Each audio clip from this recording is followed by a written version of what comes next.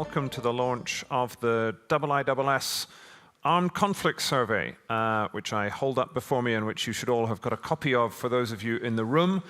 For those of you joining us live online, we're gathered here today in the run-up to the launch of the 18th IISS Manama Dialogue, which begins in a few hours' time here in Manama in Bahrain. And as a prelude to that, I have gathered an all-star panel to discuss the launch of the Armed Conflict Survey, one of the IISS's flagship annual publications. This launch is going to run for about 1 hour. You'll hear presentations from Irene Mia, who is the editor of the Armed Conflict Survey, and then a number of our other colleagues, and then we shall open up for a period of Q&A and discussion with the audience. My name is James Crabtree. I'm the Executive Director of the IISS office in Singapore, IISS Asia, and I'm going to keep my remarks as brief as I possibly can and begin by handing straight over to Irene Mia. Thanks, James. Good afternoon, everybody, and good afternoon to people online. It's great to be here. It's actually the culmination of a year work for this very big report. As James mentioned, the ACS is one of the Institute's flagship publications, which is monitoring and trying to make sense of the conflict landscape since the inception of the series in 2015. We currently cover 33 active conflicts across the world, so across all the region of the world, including the Middle East, of course. We try to provide really our audience of expert practitioners, policymakers, and corporates with some strategic and forward-looking assessment of drivers, implication, and also outlook for conflicts across the world. We have a double filter to look at conflict, to understand conflict. So we look at the domestic drivers of conflict as well as dynamics, including a focus on non-state armed group that, as we know, are an increasingly important player and driver of violence across the world. But also in line with the IISS global and strategic research focus, we adopt a geopolitical lens to the study of conflict. So we try to look to map the geopolitical drivers of conflict, but also their interlinkages across the region and across the world, and their global repercussions. So just to highlight two features of this year report, we are also including selected strategic regional essay on trends which are of strategic importance for the regions, including de-escalation in the Middle East, geopolitical dimension of conflicts in sub-Saharan Africa, the regional repercussion of the Russia-Ukraine war in Eurasia, also geopolitics of synthetic drugs in the Americas, and also China involvement in Asia conflict. And some of those topics my colleague will cover in more details. We also have a special feature on climate security this year in view of the increased urgency to understand the complex nexus between conflict, climate vulnerability, and global security. Another thing I wanted to mention is that we are strong believer of the power of data to bring conflict trends into life, and also to inform our qualitative assessment, which is obviously quite important as well. So the report is very rich. You will see if you get a copy. It's very rich in data, in maps, in tables, and infographics. We have key statistics on all type of conflict related events. We also have visual timelines of key political and military events for each conflict. What I wanted to highlight in this context is this Armed Conflict Global Relevance Indicator, which is a proprietary composite indicators, which really embodies our filter to conflict. So we kind of assess the global importance of conflict based on their geopolitical impact, but also human impact and intensity. So we use that as a way to complement our qualitative assessment and also to prioritize analysis. A couple of words on the special features this year, which is going to be on climate security. And of course, what we try to do is really try to explore and kind of make sense of the complex interlinkages between climate change, conflict, and global security. We have 3 chapters in the report this year, which are on 3 topics which selected for their strategic importance in terms of shaping the current and future conflict landscape at the internal as well as geopolitical levels. So we are looking at the nexus between peace building and climate resilience, and this is very important considering then 60% of the 10 top climate vulnerable countries are actually affected by conflict. So there is a very important need to really have the two happening at the same time, and Benjamin will say a bit more on this. Also, we are looking at, again, going back to the importance of non-state armed group as one of the, I would say, part of the problem, but also part of the solution. We're looking at their role in terms of weaponizing natural resources in conflict, but also after conflict as a tool of legitimacy. And thirdly, on a more geopolitical level, we're looking at the geostrategic implication of climate mitigation and energy transition, including in terms of geopolitical competition for control of critical minerals, which are going to be important for the clean energy transition. Just a couple of words on the main findings of the report, which I will share also with Benjamin, who has been a key part of the team, of the core team putting together the report. So the first trends I would highlight is really the fact that geopolitics is again a key driver of conflict. What we have seen is that even if the majority of conflict at the moment are internal, an increasing number is internationalized. We have seen an increase in third-party intervention in the last 10 years. They have tripled since in the last 10 years. So we had seen this kind of really increasing importance of geopolitical drivers because those third parties are actually intervening in pursuit of their strategic interests and geopolitical interest. Of course, the Ukraine war has escalated this growing trend to a new level. As we know, it's also an interstate conflict, but there are other interstate tensions that are brewing up in the world, including the one between China and the US over Taiwan. The other related trends to that is the fact that we have seen a reversal in a trend which we had seen in the last 10 years or so of progressive disengagement of the West in conflict.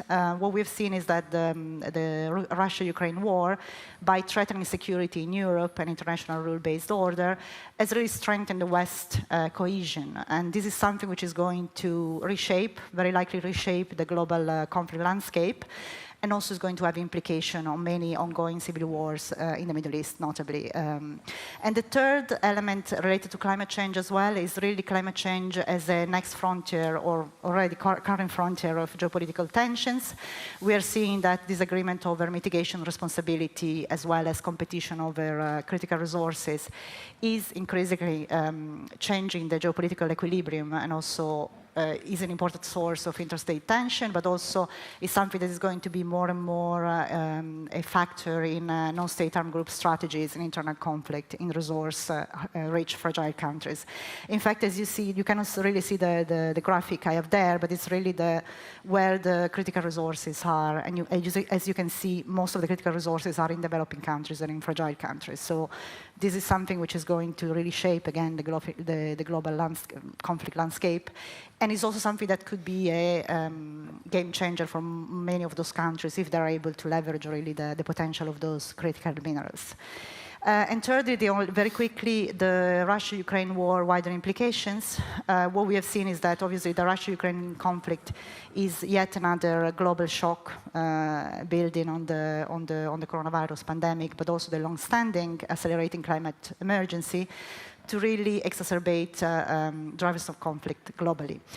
Disruption in global supply chains and spikes in energy and food prices has hit several developing countries very hard.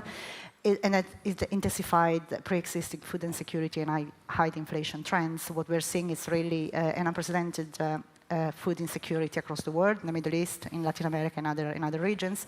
This is also will create, unfortunately, fertile ground for instability and social unrest. And also, the other element about obviously the crisis in Ukraine is that the unprecedented humanitarian crisis and reconstruction needs created by the war will also limit international aid and development funding available for other conflicts across the world, which, as we know, are many.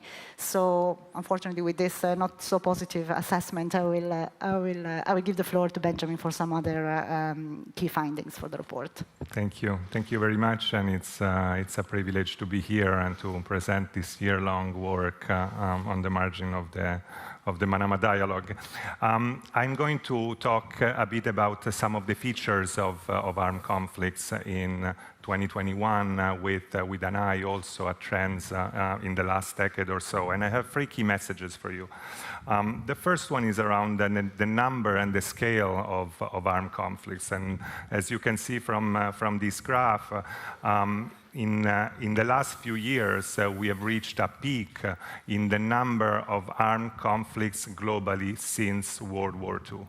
And this has been an ongoing trend since 2011, since the Arab Spring in 2011. We recorded in 2021 54 armed conflicts globally. You see also the line that spikes as well in 2011, which is the conflicts between the non-state armed groups, so where the state is not part of it. And this obviously speaks to the proliferation of non-state armed groups. In terms of trends,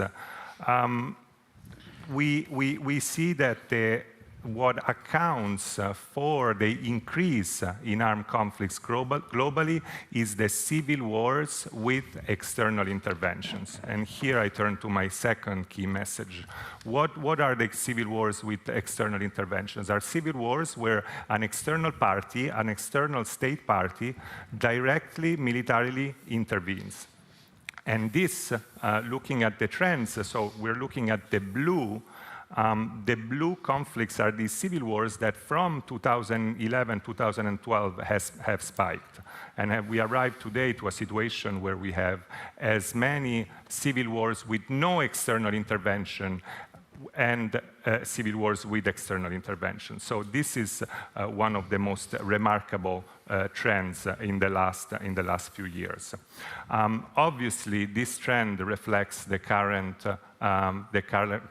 global disorder and the current geopolitical competition between great powers. Now, who are these external interveners? We have the usual. We have great powers, but we increasingly have middle powers and regional powers in different regions. Now, we have seen this phase of external countries intervening in civil wars during the Cold War, the proxy wars, where the US would support one party, the Soviet Union would support a second party, and there would be a proxy war. Now, today, obviously, that resembles this situation, but it's way more complex because there are many more state actors intervening.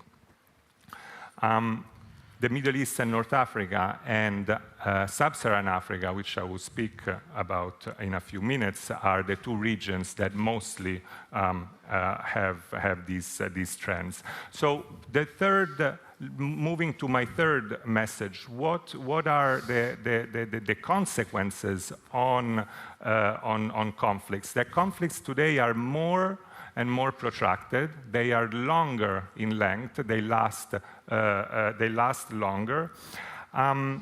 And this protractedness is underpinned by different factors, and one of which is the intervention by external powers, but also by the proliferation of these different non-state armed groups, paramilitary militias, rebel groups, the connection between criminal groups and rebel groups. So there are dynamics that make conflicts more intractable as we define them. And so a set of let's say, of policy implications. So if conflicts are more protracted, one reason is that there is less and less appetite for conflict resolution. There has been, in the last decade, a demise of the norms for conflict resolution and a weakened international system to arrive at a resolution. We see more and more the UN Security Council being sort of like blocked into solving some of these conflicts. And we have seen a cooperation in the immediate aftermath of the Cold War when actually was a very flourishing moment for conflict resolutions. The second point is that the interventions to address conflict have grown in scope and scale in the last decade or so. We have more peacekeeping operations, we have more stabilization operations, we have counterterrorism operations, we have development interventions that try to help with mitigating the effect of armed conflicts and humanitarian aid as well. Now, there is a lot of I would call strategic unclarity between all of these operations, even though they should work and they do work in synergy. The objectives are still, and the objectives and the mandate are still diverse.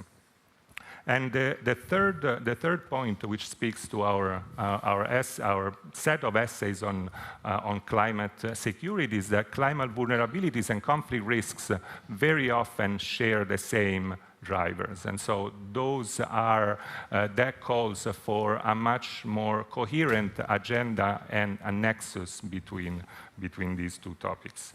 I'll turn to Emile, and we will now have a more like regionally focused presentations. Thank you very much, and good afternoon to all. So who would have thought that the Middle East would see relative stability and de-escalation in the past 12 to 18 months? So I'm going to try to offer some context and explanation of the drivers that led to that. In fact, looking at numbers, casualties, displacement, etc., relatively speaking, the main conflicts in the MENA region have been less intense in the past year plus. We have seen de-escalation in Syria, Libya, and Yemen, the conflict that one would describe as civil wars with external intervention. And often this de-escalation on the ground has happened in parallel with regional de-escalation among the major regional powers, Iran, Turkey, Egypt, Saudi, the UAE. Now, while all this is welcome, it's important to assess properly what has happened and the potential of these ceasefires, these lulls, into turning into something more sustainable. These ceasefires have been primarily motivated by military stalemates in those countries, largely and also military fatigue among the various local warring sides. But also because of fatigue, frustration, and changing priorities among their major regional backers. So the pandemic has really helped some of the major players in the region think about how much they wanted to invest in those competitions. But they also looked at the battlefield and they asked themselves, to what extent can we really shape it? Can we win? We can perhaps have a position on those battlefields to be there if there is a potential for a settlement. But can anyone really win in Syria or Libya or Yemen? I think that's a fundamental change in mindset from where we were a decade ago. So that point to the limitations of these stalemates and ceasefire to turn into sustainable de-escalation, détente, and prospect for political settlement. What we haven't seen is in Yemen, Syria, and Libya, these lulls turning into or adding momentum to, for instance, UN-driven processes. There were attempts, and we certainly should be grateful that UN special envoys and others and diplomats in the region and so on have tried. But in no place have we seen a real breakthrough, something that could lead to a sustainable outcome. If anything, we've seen, and I'll develop it in a second, the failure of UN processes to deliver something that would constrain the armed factions and transfer power to more political leaders. In part, that's because regional and international powers, once they reach a ceasefire or they decide to de-escalate, basically hand the difficult mission to the UN without necessarily the leverage and the muscle, and without the local parties being really committed to that. They often see those ceasefires as an opportunity to regroup, rethink their military objectives, and wait until new opportunities for military conquest arise. Like, looking in a bit more in more detail, look at Syria, for instance. The battle lines have largely stayed the same for the past year and a half. But right now, we're looking at the following questions. Will Turkey launch a new military intervention in the northeast? That looks more likely these days. We see greater instability in southern Syria, in part because the agreement in 2018 to stabilize northern Syria was never very solid, was not very really implemented. There was no real attempt at reconciliation and stabilization. And we see new forms of instability rising, most importantly, the narcotics trade from Syria into Jordan and then the rest of the Gulf. There's also a big question right now, the extent to which the US presence in Syria and Iraq is sustainable, and whether, if there is a change in that presence, that would lead to a revival of ISIS, for instance, perhaps not as the monster we saw in the previous decade, perhaps in a weakened form, but still as a potent challenger, because it continues to exist in the Badia Desert in Syria. In parallel, the political track is almost non-existent at the moment in Syria. The UN track is peripheral, it's marginal. They barely meet. When they meet, there's no agreement. The UN special envoy is trying, but that must be the most frustrating job in the world at the moment.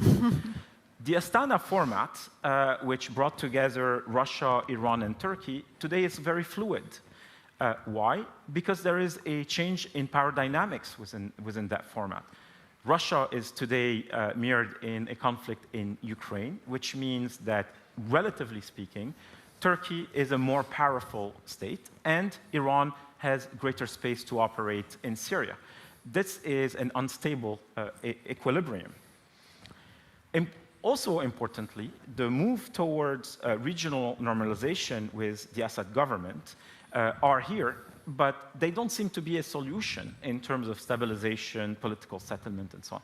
So this is a major conflict at the door of many Middle Eastern states, southern flank of Europe, and so on.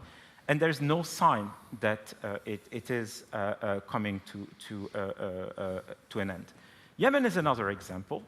I think this year has been the least violent year in Yemen since 2014, when the Houthis took over Sana'a and then in 2015 started spreading. But just before that, early 2022, was one of the most intense moments of fighting in Yemen, because the Houthis had become very ambitious and wanted to take the central city of Ma'arib, which is really the last government holdout in this place.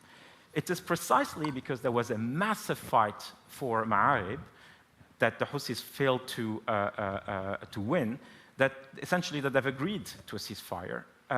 That is also due to Saudi fatigue. They were willing to defend Ma'arib, but they're no longer willing to take the fight deep into Houthi territory, at least not at the moment. And also because the UN saw a window of tactical opportunity here and did a relatively good job. The problem is that in those 6 months, the Houthis in particular, but also others, have essentially prepared themselves for the next round of fighting. It may not be as intense, it may not be as nationwide, but it is certainly no formula for a political settlement. I'll end by saying that Libya is a good example of what happens when there is no political muscle, no real international, regional commitment towards a political solution. 2021 was the year of de-escalation in Libya, but it ended on a very sour note when the elections were not held, and that led again to a divided government. And what we saw in 2022 was less violence in Libya, but still real attempts at taking power here and there. What we're dealing with in Libya, however, are weakened actors who cannot do what happened in 2019, 2020. But who knows, those weak actors can weaken even further, and then other actors could replace them with more ambition, more resources, and perhaps more external support. So the Middle East, we should be careful about being complacent when it comes to that. Obviously, the big fight these days is in Europe, but the potential for renewed large-scale violence in the Middle East is still there. Thank you. I'll talk about the trends in sub-Saharan Africa. And in this region, the three key messages that I had earlier apply squarely to sub-Saharan Africa in terms of like the scale of conflict, the internationalization of those civil wars, and the protractedness of conflict. Conflicts in Africa, they skyrocketed around 2014. It is still the most conflict-affected region now in 2022. It has the highest number of fragile countries according to the World Bank and OECD. And in our armed conflict survey, there are 16 countries examined in the report. In the last 2 years, the region went through several military overthrows, especially in the in West Africa and the Sahel. And also we need to mention the rise of even more like the rise of terrorist and Islamist groups. By some measures, half of the Islamist terrorist incidents of the last 12 months have taken place in sub-Saharan Africa. There are also two other trends that I want to mention that go hand in hand and in parallel with the rise of conflict. One is about the one that is climate change and the rise of extreme weather events. In terms of especially the alteration of patterns of rains, with more and more floods, with droughts like in the Horn of Africa, or floods like in South Sudan. So we see a pattern of economic disruption, economic and social disruption, that is a further enabler of armed conflict. And the second parallel trend is the resulting humanitarian impact from the conflict, from all the conflicts. In sub-Saharan Africa, there are today 137 million food insecure people, which is a number that is tripled has tripled since 2018.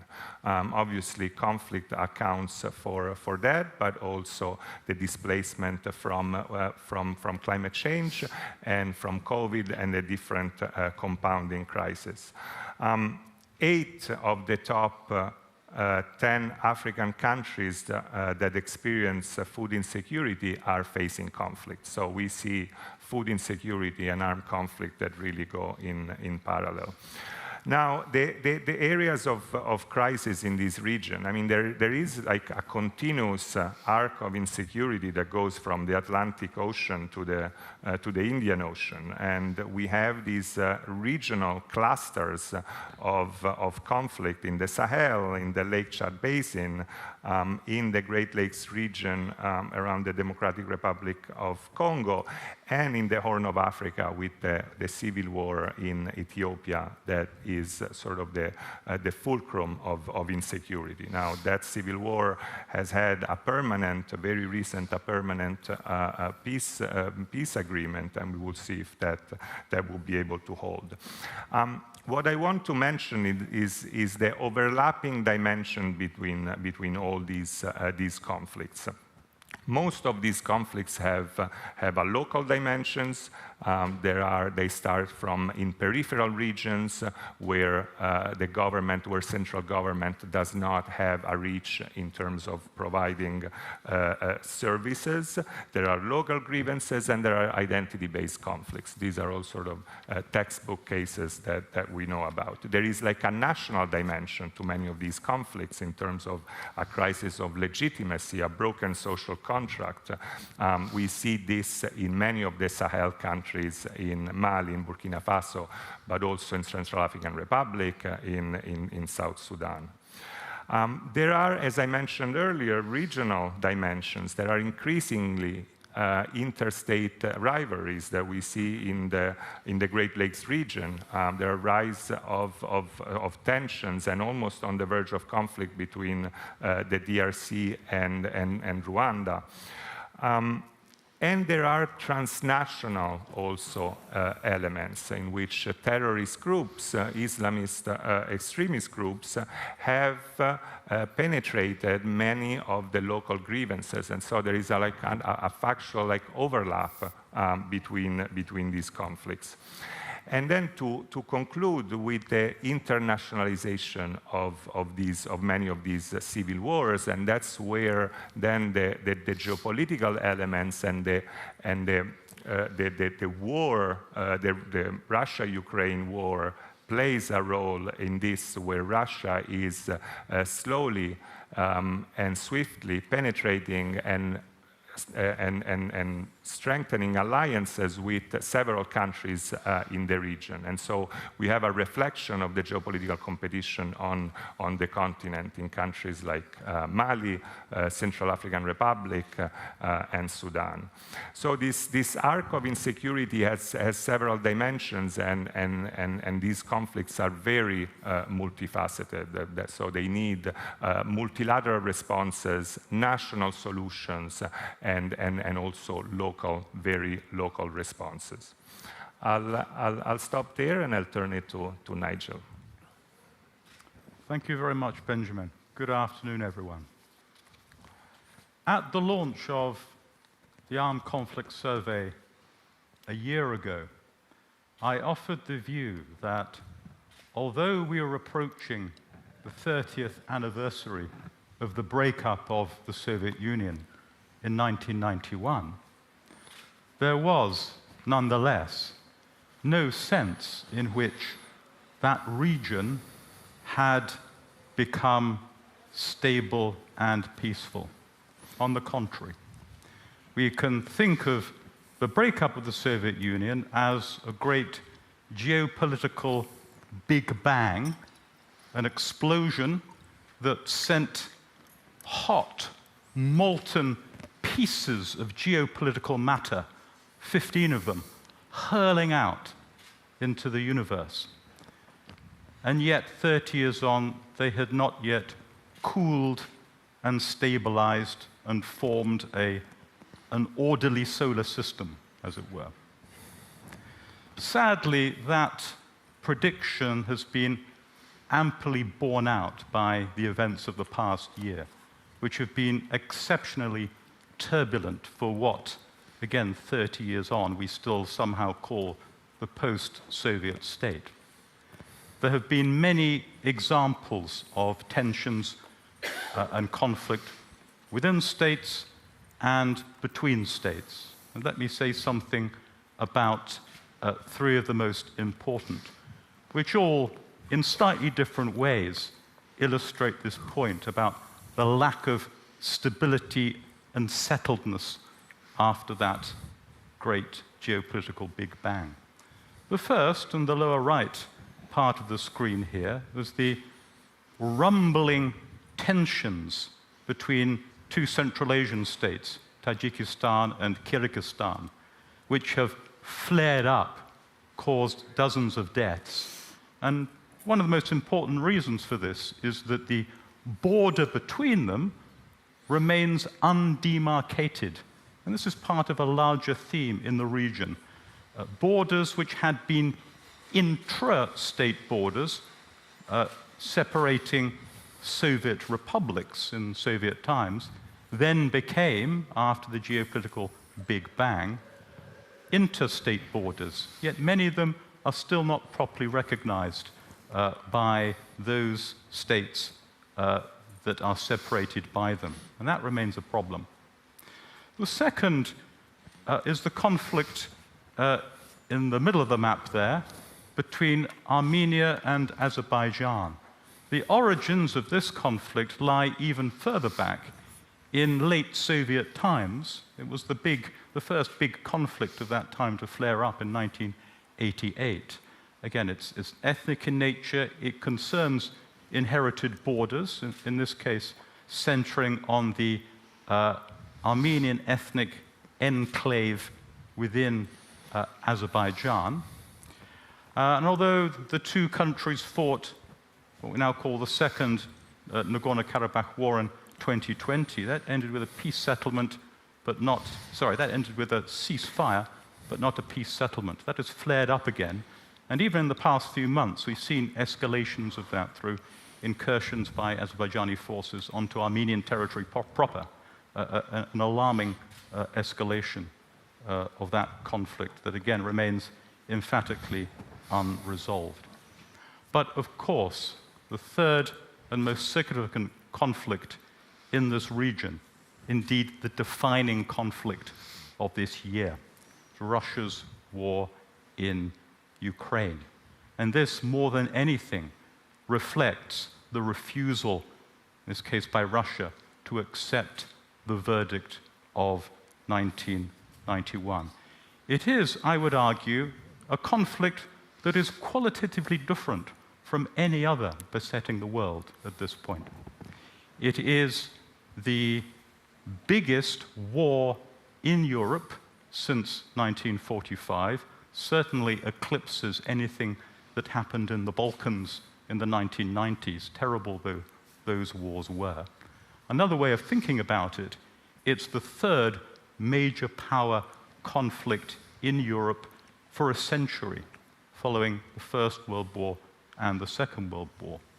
Now, Western countries are not yet fighting directly in this war, but they are assuredly participants in it, both in their support for Ukraine through military help and other forms of help, and also in the imposition of sanctions against Russia. And this reminds us that this is a war being fought, and that will be resolved on two fronts.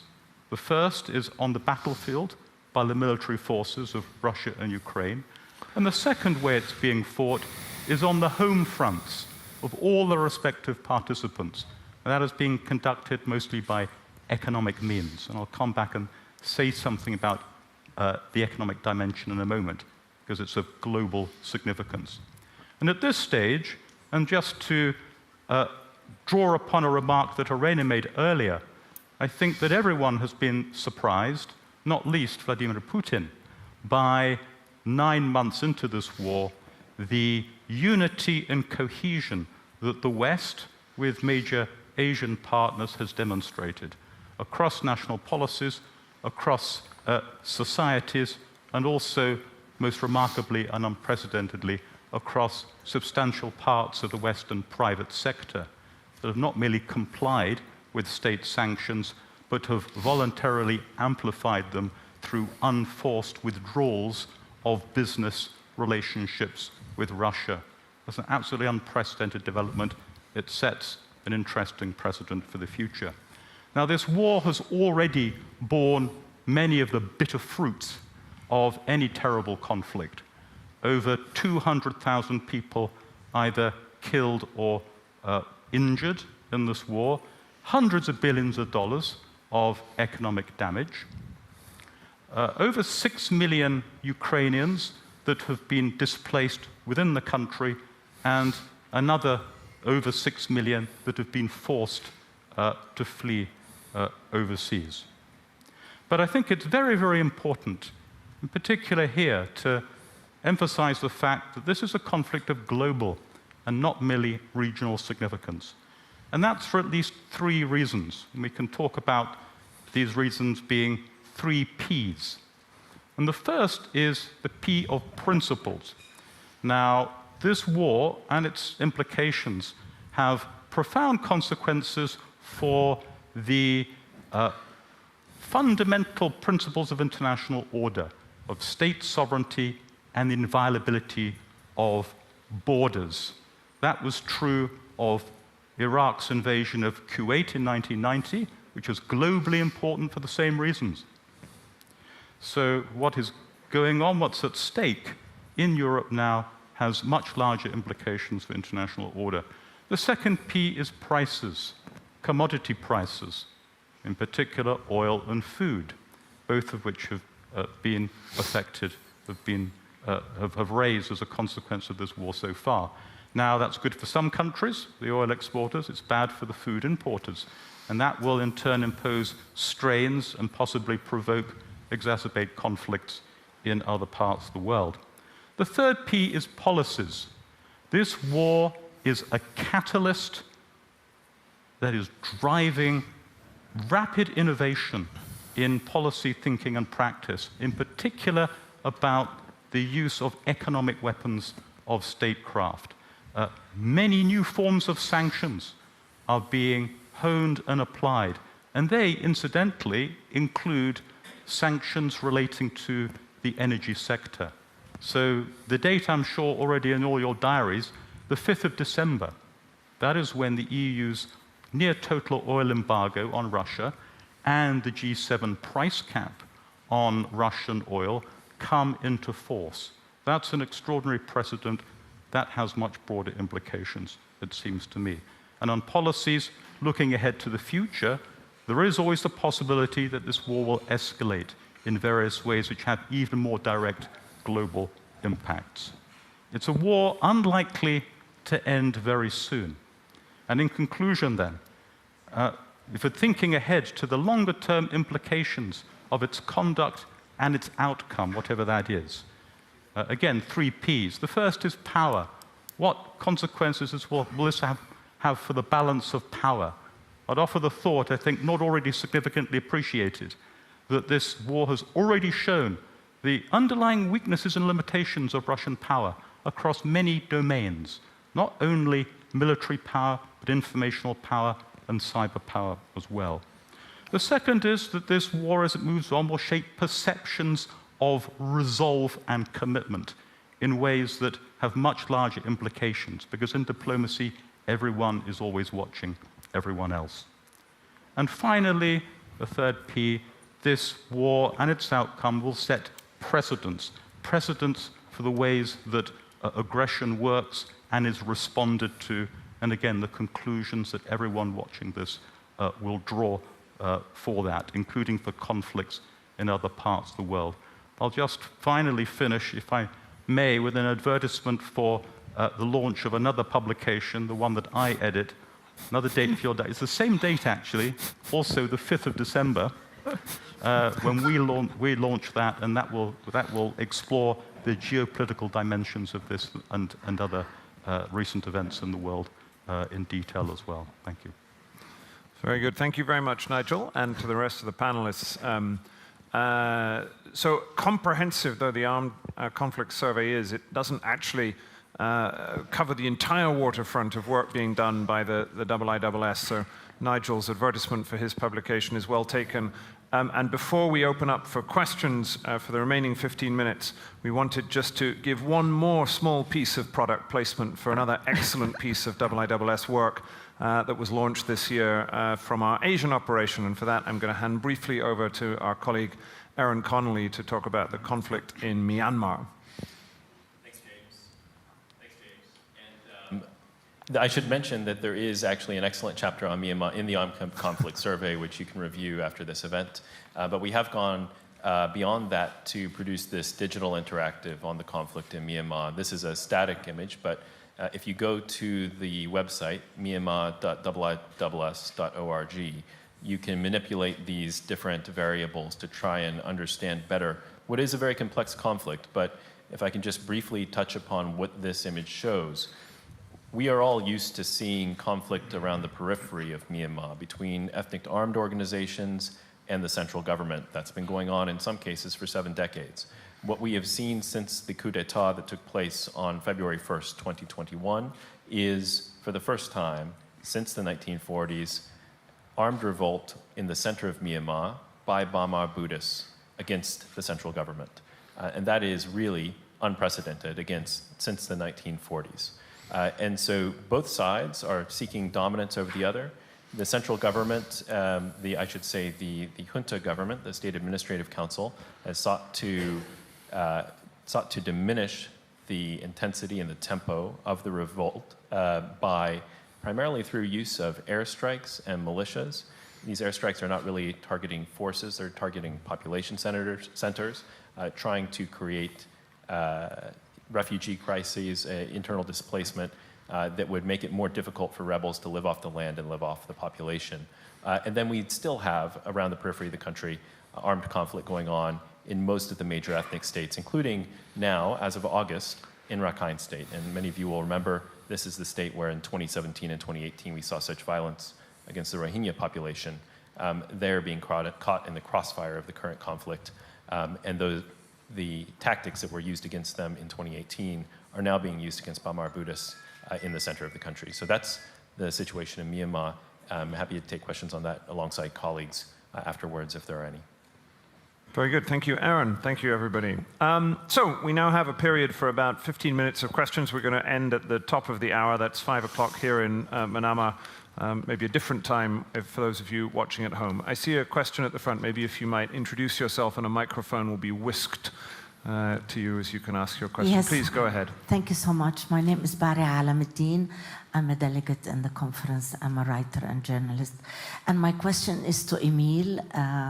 Thank you, Emil, for a very interesting take on the situation of all the conflicts. However, I would have liked to hear from you about what's happening in Iran. It started with a protest. It seems to be moving into more of an uprising and conflict. And I would like to know what you read. What would this criminal regime do to its population? How longer is it going to take? Also, what would be the effect on the the Hezbollah, Hashd al-Sha'bi, the Houthis, and all the evil that Iran creates in the area? Thank you. Emil, go ahead. Thank you. We cover a lot of conflicts in the ACS, but we need to have a criteria for what we study within the publication. So we have a definition of armed conflict that explains, for instance, why Iran is not covered in the ACS. It has to do with the scale, the intensity, the time scale of a conflict. Iran may qualify next year if this unrest escalates, lasts, and then takes other forms. Yep.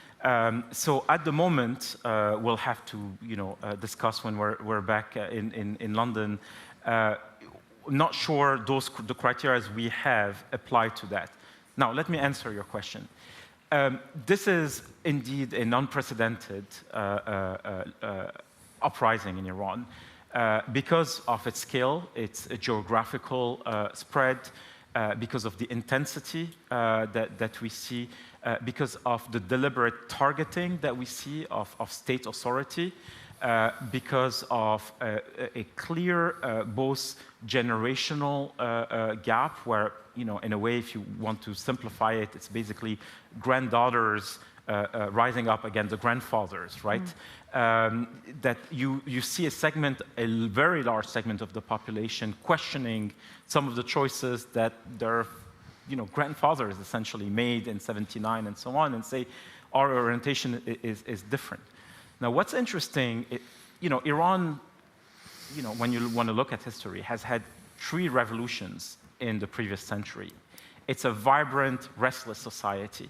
So one shouldn't be surprised that they're always questioning state authority, the limits of free speech, etc. What's happening right now is that in 1999, you had an uprising in the universities. In 2009, you had an uprising because of the election and real allegations of fraud there. Then, but that was like really focused on the electoral contest. From 2017 to 2019, it was perhaps like mostly a socio-economic driven uprising. Now it seems like a broad-based ideological generational thing happening, and we see the build-up essentially. All this is it's cumulative essentially. It starts small and it acquires more dimensions. What's relevant for us in the rest of the region is, as you say, what does it do to how Iran spreads influence in the region? Will Iran consider that they have to fight elsewhere to protect the core of the regime, or should they bring back focus at home and so on? My colleague John Rain and I may argue that actually Iran operates in the region at a low cost, and it is strategic, so we may not necessarily see a reduction in terms of Iranian's role. The second question, which I think is key, is we see a lot of unrest in the various ethnic communities in Iran. And that, although this has happened in the past, this is actually different. The Baluchis, the Kurds, and we see the Iranian system trying to push back. So it is very relevant. It will affect Iran's power. It may not necessarily affect the strategies, the willingness to do things. But there are so many other dimensions at play here, regional de-escalation or not, greater convergence between Iran and Russia, sense of between the two that they have a similar purpose at this point. So, I wouldn't declare the end of, the Iranian system. It still has quite a lot in it. Thank you. Very good. Okay, lots of hands. So my colleague David Gordon, I will come to the center. We're not being totally biased towards the left, but David, do you want to go first? Thank you very, very much. My question is to Nigel. Could you give a sort of net assessment on where the Russia-Ukraine conflict is now? General Milley spoke a couple of days ago and said that there have been roughly 100,000 casualties on each side. What's your sense of who has momentum, how far that can go? You had mentioned that you foresee this going on for a long time. Does that mean that we're sort of in a permanent balance here? Now, I fear if Nigel gives an entire net assessment, we'll have no time for any more questions. So I'm going to take a few more, and then we'll pick a few. So the gentleman here, I saw your hand shoot up. Maybe you can wait for the microphone, if you don't mind. My name's Larry Rubin. I'm a professor at Georgia Tech, but I'm also an associate fellow at IISS. This is, of course, amazing, and it's great in the classroom, too. My question is kind of for everybody, but again, inspired by what Emil said, because one of your remarks about Syria intrigued me, because what you said was, you'd said after kind of the Russian withdrawal, in a sense, of being less active in the Astana process, and Turkey has kind of elevated its role there. And made me think, and you said this may cause some type of disequilibrium, but what we've seen, I think, in Syria, if there's a decrease in casualties as measured by what stability and instability is, with Russian withdrawal at the same time, maybe as Nigel said, we've got this continuing conflict for a long period of time, maybe we will see kind of more stability in that sense. It may not mean that it's going to lead to a political process, as you said, but it's also a question of, I think, going back to Benjamin's bigger point about one of the big takeaways is more about the intervention of third-party actors all over, and maybe this is some bigger question or message that way. So it's, I mean, a couple things, and one might be also, can we see in Russian involvement, and not just in Syria, in Libya over, say, a month to 2 months at a time, of if there was kind of less casualties, because you could imagine why, and why Russia needs to dedicate more resources to a different type of conflict. So anyway, thanks for the great work as well, too. I'm going to take 2 more questions, and then, so I see the lady there, and then sir at the front, and then we'll... Thank you. Maria Fontapie, Center for Humanitarian Dialogue. I just wanted to pick up on the points of the Mr. Gold-Davis and Emil and Mr. Petrini as well. So on the one hand, we see a West that is united when it comes to the war in Ukraine, but also we see more and more rotting conflict in the region. So I would like just to challenge the issue of the Western unity vis-à-vis of the world developments, because while we see a lot of unity when it comes to Ukraine, are we really going to see unity when it comes to rotting conflict in the region, when it comes to energy crisis and how to deal with that? From a European perspective, being a former European diplomat, I can see an increasing Europe of nations rather than a multilateralism at play. And so this is very concerning, being also this region in the neighborhood of Europe. Thank you very much. Got it. And then the gentleman right at the very front. And now my colleagues are going to give answers of the utmost brevity to get us to the close. Sir. Well, thank you very much for a very informative session on data collection. And what I saw, the future is, the data perhaps pointing looks very bleak and some sort of very depressing, to be honest. Did you find sniffing through your data that there are some commonality if the world they hone all their effort, consolidated effort on that we will have a brighter future? That's an excellent point. Now, here's how we're going to do this. Nigel's going to give us 1 minute on Ukraine. Emil's going to answer the question on Syria. Benjamin's going to give us the question on Western unity. And then Irena's going to give us 1 minute on things to be optimistic for. Nigel. Yeah, a net assessment. Well, how long do you have? Well, we have been 1 minute. 1 minute. Is how long you have. The clock is ticking. Okay, I have 3 or 4 points here very, very quickly then. The first is that well, I'm of the view that the war itself Russia's invasion was not a surprise, but much else that has followed has been a surprise. It's been extremely hard to predict, even 2 or 3 months ahead, the dynamic of this war. We've been through at least 3 or 4 narratives. Every time you think you know sort of where it's at, reality has disrupted that. So it's, in a sense, it's a way of not answering a question, but a high degree of uncertainty. But nonetheless, I'd say at this point, in many respects, on the battlefield, Ukraine's position relative to Russia has never been stronger in terms of morale, motivation, troop quality and experience, equipment and supply, generalship, political leadership. They're all stronger. And Russia knows that. And yet, on the home front, Ukraine's home front, of course, is now suffering escalating damage. And this is very deliberate. And Ukraine also remains actually quite fundamentally dependent on Western support. And it takes us into the important question of the future of the West cohesion and its resolve in supporting Ukraine. There are growing concerns about the quite specific, the variable but very important, about ammunition stocks and supply. Watch that, I would say. How much the West feels, in the short term at least, the run rates it can still continue to supply Ukraine. On Western unity more broadly, yes, watch the winter. Putin certainly is. He still thinks that the West sooner or later will crumble or compromise.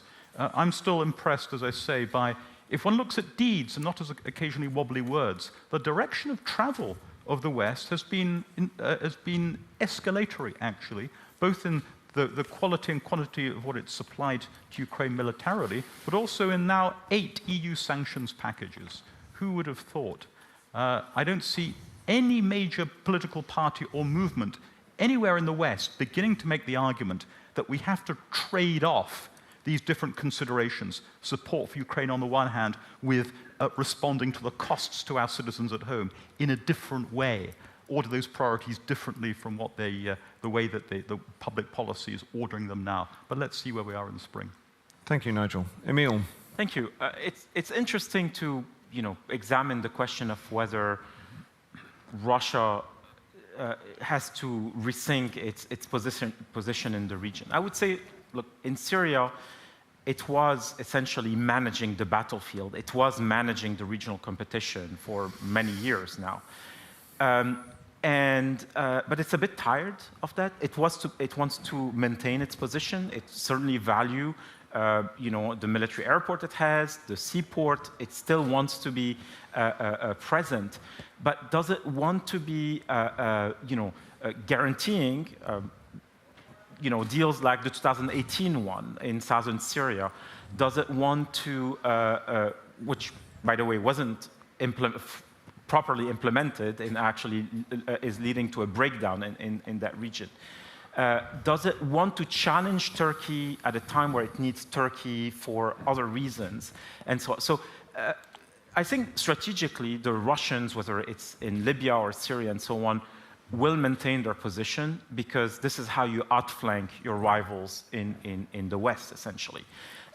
It's not about dominating anymore. It's not about necessarily shaping the future of these places. It's really about nagging, keeping off balance, having a position, just making sure that Western countries have to just watch their back while they're challenging them on the main front line in Ukraine.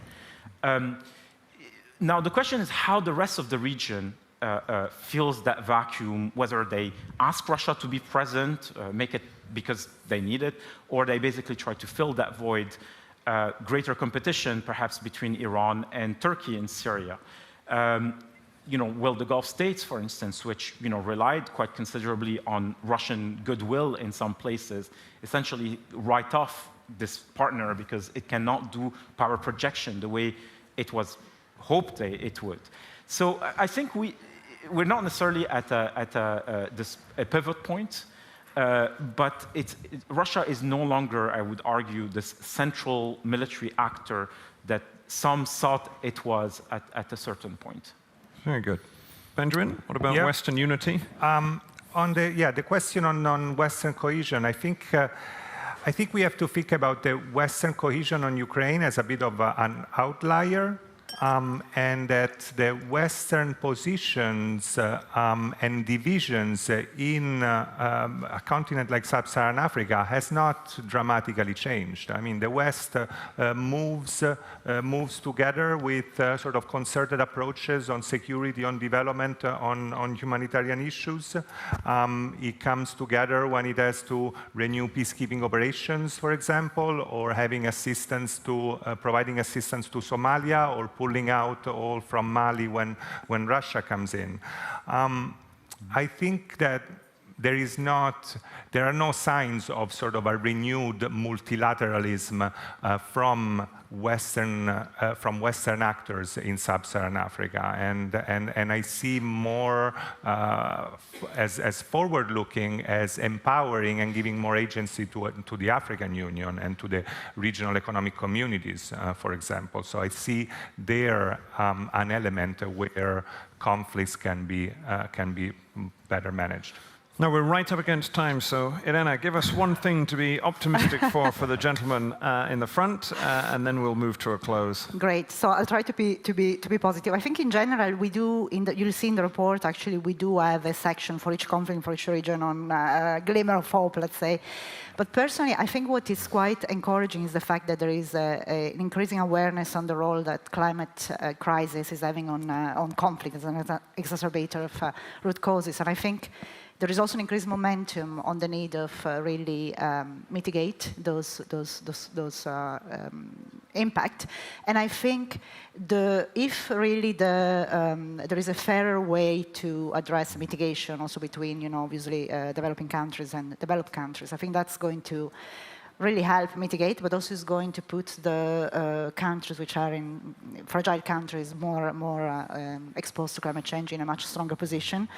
And I think it will change a bit the equilibrium as well. But of course, there are lots of internal and domestic issues to address. But I do think that, and I encourage you to read the report because there is quite a lot of positive as well, not just negatives. All right. Thank you very much, Irena. A sort of bright note on which to end on.